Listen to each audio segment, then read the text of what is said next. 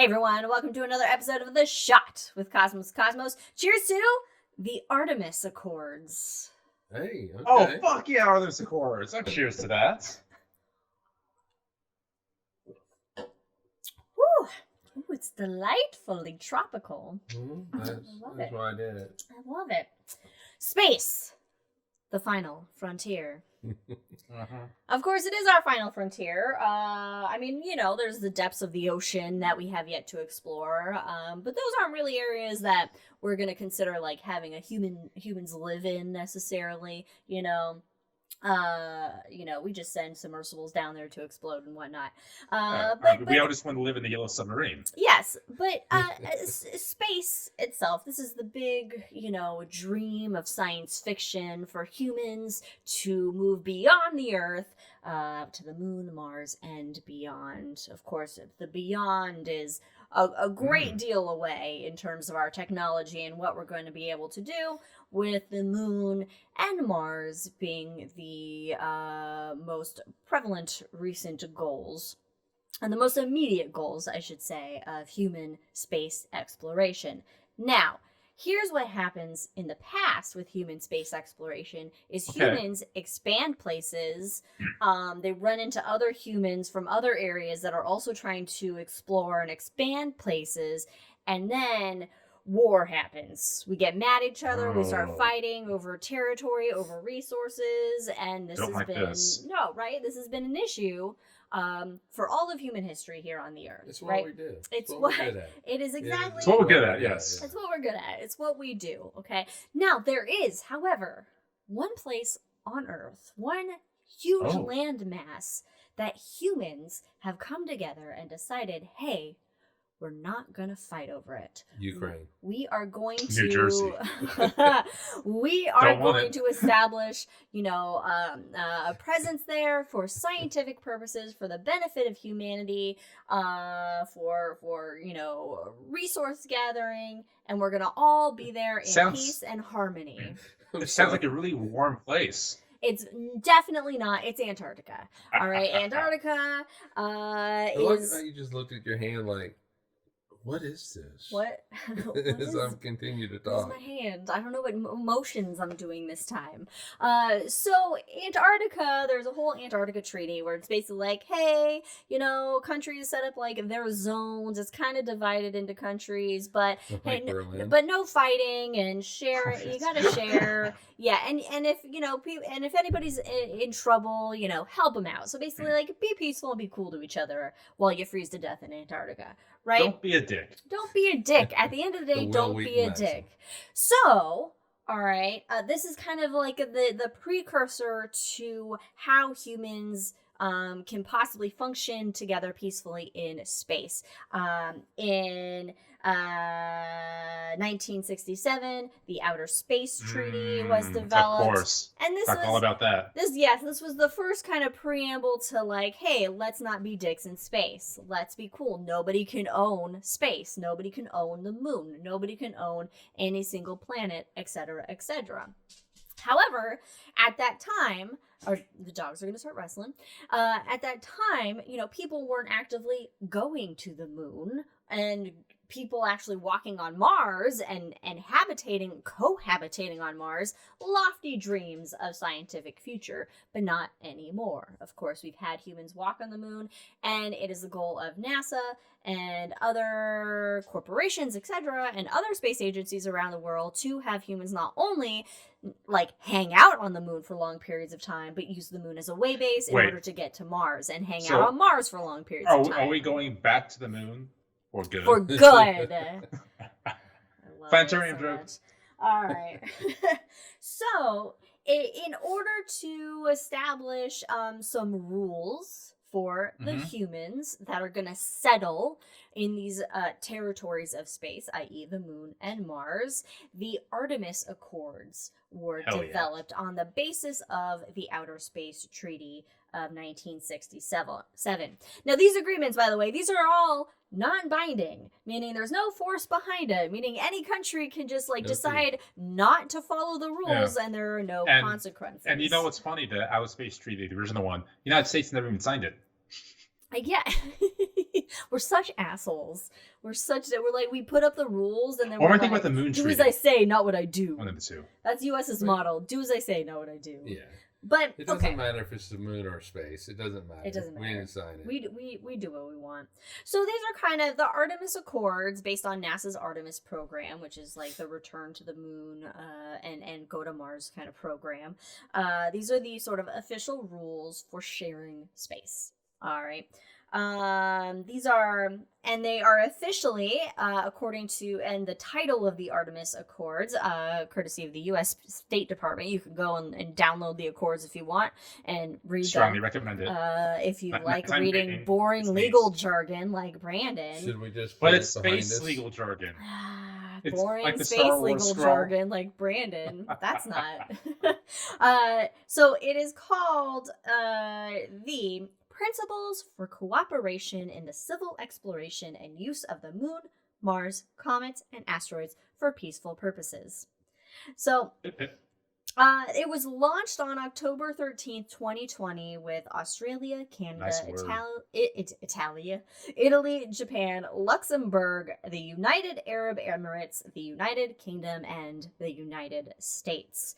Mm-hmm. And now... Luxembourg, huge player. Luxembourg. Actually, I know of Luxembourg from Jeopardy. Luxembourg is actually involved with quite a bit of space with companies as well, so that's a fun little history. It's interesting because there's now 40 countries that have signed the Artemis Accords. The most recent, as of May 2024, Lithuania. Okay. Lithuania. Hell is yeah, the most Lithuania. recent country. But the countries include, and yes, I am going to read all 40 countries. You ready? Fuck yes. Can you do it like Yakko from Animaniacs? I wish I could do United States, that on Canada, the Mexico, fly. Canada, Haiti, Jamaica, All Peru. right, it is Angola, Argentina, Australia, Bahrain, Belgium, Brazil, Bulgaria, Canada, Colombia, Czech Republic, Ecuador, France, Germany, Greece, Iceland, India, Israel, Italy, Japan, Lithuania, Luxembourg, Mexico, Netherlands, New Zealand, Nigeria, Poland, the Republic of Korea, Romania, Rwanda, Saudi Arabia, Singapore, Slovenia, Spain, Sweden, Switzerland, Ukraine, the United Arab Emirates, the UK, the United States, and Uruguay. Nice. I did a thing in my Was head where I Russia saw there? the countries in the map pop around. It was kind of fun. God, I wish I had that geography skills. What? Russia's not in there. No, fuck Russia. Anyway, They so need trampolines to get to space. Deep space burn. That's a deep burn right there. the goals are, again, a safe, peaceful, and prosperous future in space. The goals of NASA specifically really are land the first woman, first person of color, and the first international partner astronaut on the moon, make new scientific discoveries, and explore more of the lunar surface. And boldly go.